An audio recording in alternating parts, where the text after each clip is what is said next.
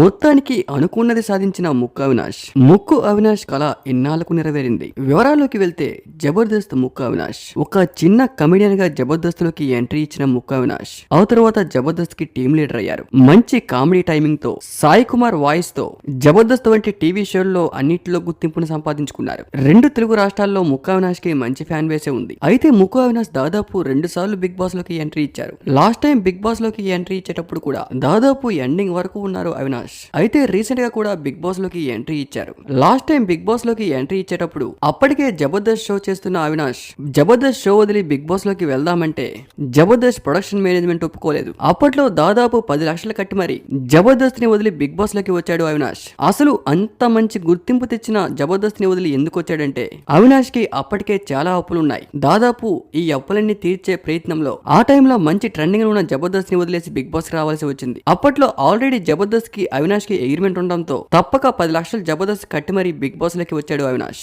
Avinash big boss లోకి వచ్చే ముందు కూడా బిగ్ బాస్ టీం అవినాష్ ని చివరి వరకు ఉంచుతాము అంటే బిగ్ బాస్ లోకి వస్తా అంటూ మాట తీసుకున్నాడు అవినాష్. అనుకున్నట్లుగానే ఆ టైంలో బిగ్ బాస్ లో చివరి వరకు ఉన్నాడు అవినాష్. అయితే బయటికి వచ్చిన అవినాష్ కి అప్పులన్నీ తీరిపోగా బయటికి వచ్చిన తర్వాత మా టీవీలో చాలా షోలే చేశాడు. దీంతో కొంచెం సెటిల్ అయ్యాడు అవినాష్. రీసెంట్ గా తన భార్యకు ఒక బిడ్డ పుడుతున్న టైంలోనే చనిపోయారు పాపం. ఆ టైంలో అవినాష్ చాలా బాధపడ్డారు. తీవ్రమైన స్ట్రగుల్లో ఉన్న అవినాష్ మళ్ళీ బిగ్ బాస్ లోకి ఎంట్రీ ఇచ్చారు. ఈసారి బిగ్ బాస్ లోకి ఎంట్రీ ఇచ్చిన అవినాష్ కి మంచి గుర్తింపే వచ్చింది. బిగ్ బాస్ ఫైనల్ వరకు ఉండి కూడా ఫస్ట్ ఫైనలిస్ట్ అయ్యారు. కానీ బిగ్ బాస్ ట్రోఫీ గెలుచుకోలేకపోయారు. అప్పటికే కాంపిటీషన్ చాలా గట్టిగా ఉండడంతో అవకాశం అవినాష్ కి అంత దగ్గరలోకి రాలేకపోయింది. అయితే రీసెంట్ గా అవినాష్ తన సోషల్ మీడియా మాధ్యమం ద్వారా తన ఫ్యాన్స్ అందరికీ కూడా గుడ్ న్యూస్ ని చెప్పుకుంటూ వచ్చారు. త్వరలోనే తన మంచి ఇల్లు కట్టుకోబోతున్నానని, ఇన్ని రోజులు చాలా కష్టపడి ఎన్నో స్ట్రగుల్స్ పడి ఇంతవరకు వచ్చాను, ఇప్పుడు నేను సాధించాను, నా కల నెరవేరింది, డ్రీమ్ హౌస్ కట్టబోతున్నానంటూ ఫ్యాన్స్ అందరితో చెప్పుకుంటూ ఎమోషనల్ అయ్యాడు అవినాష్.